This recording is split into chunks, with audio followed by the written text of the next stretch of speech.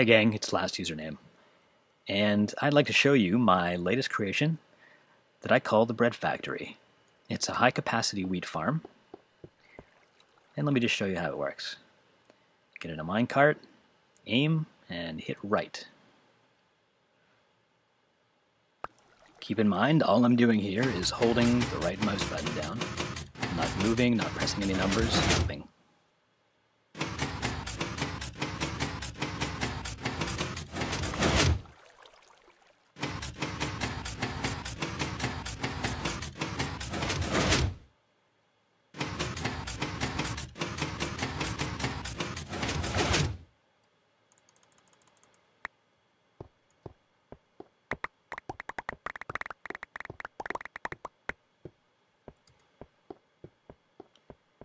Sweet, sweet wheat.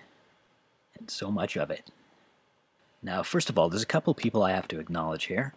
The first would be Etho, who came up with the basic idea of using a minecart going back and forth to harvest wheat.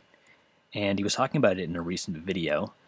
And the problem he ran into was that the minecart moves too fast to plant all of the wheat and to bone meal it. You go too fast and you skip over some of them. And the solution to that came from a guy named Magix, who I've talked about in previous videos. He's a great redstoner, and he has a YouTube channel that I'll link to in the description. And he made a video where he showed how to slow down a minecart, and you do that with a clock.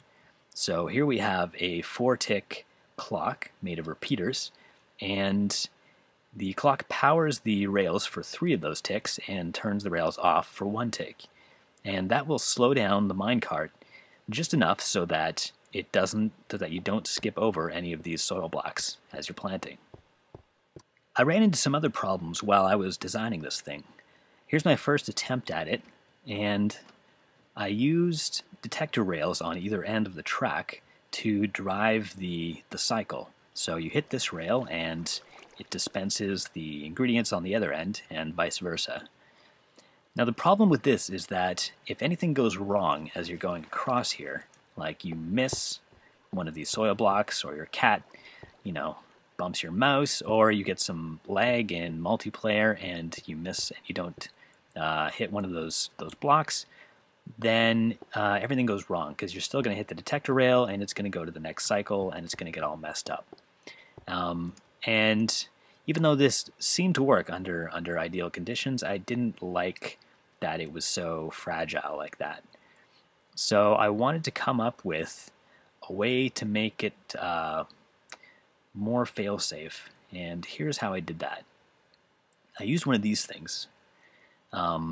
It's a kind of bud array, but a normal bud array will pulse when any of the pistons in it are updated, whereas this bud array will only pulse after all of the pistons in it are updated.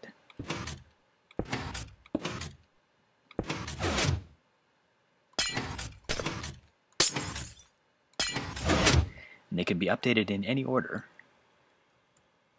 but nothing happens until all of them are updated at least once. So what I did with that bud array is, instead of cycling the machine after you hit the end with a minecart, it only cycles after you actually plant all the blocks.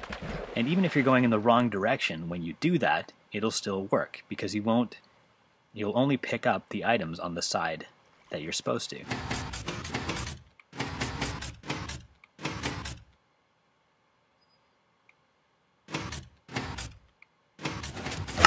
See, now it cycles, but I won't actually pick up the bone meal until I get to the bone meal side.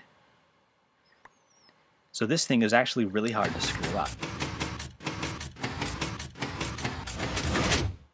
Another problem I had was reliably dispensing and picking up the items. The first thing I tried was just shooting them right onto the track and letting the minecart roll over them. But it turns out this isn't very reliable. A lot of the time you don't pick up all the items. So instead I came up with this system, and it has 2 phases. So the first phase this piston's extended, and it's holding a block underneath where the dispensers shoot all the items. And there's a water current on top of it that pushes all the items to the edge here, so they're as close as possible to where you are going to pick them up. But because of that piston's extended, they're too high up for you to actually get them. When it comes time for you to pick up the items, it'll go into the second phase, and the piston will retract and the items will fall down. And this makes it very, very reliable for you to pick up all the items. Now, the point of that is that sometimes there's a very short time between when the machine switches states and you have to pick up the items. Like, you're going to be coming over here and bam, bam, and you got to get the items. And if we try to shoot the items from the top, at this point, then there's a good chance that by the time the ones at the very top get down here, you're already going to be gone. So instead, they're already down here when you come by, and they're right there for you to get, and it's very reliable. I've never seen this fail to get all the items. So putting it all together, we've got the bud array back here, and it's connected to T flip-flop. There's actually 2 T flip-flops, one on each side, but they're always in the same state. It was just easier to have one on each side rather than try to get the signal all the way across. And the flip-flops are connected to the dispensers. Each dispenser is connected to a different side of it. And I'm using redstone lamps to do the harvesting. So when it switches from the second state back to the first state, it will pulse these lamps off. And because this area is totally sealed, these are top slabs, so light can't get through them. Because it's totally sealed, it will go pitch black, and all the wheat will pop out of the ground. And that's pretty much all there is to the bread factory. It's a bit too complicated to do a complete build tutorial, at least for this video, but if there's enough interest in it, I might do that in a subsequent video, but we'll have to see about that. At any rate, I'm Last Username. Enjoy.